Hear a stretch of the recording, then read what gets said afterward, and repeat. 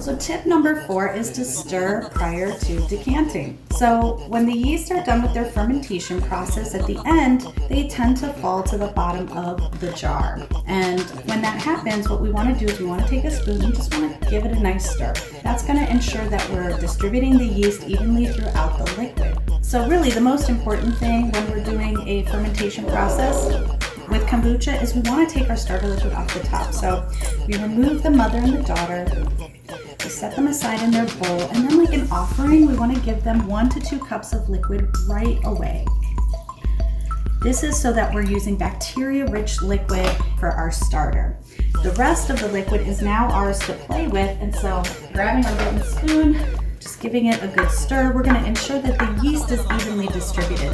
If we just start pouring, sometimes we'll get too much yeast in one bottle and that bottle's too fizzy and not enough in the others, and we have uneven. So stirring before we decant is what's going to ensure that we have a nice even distribution of the yeast.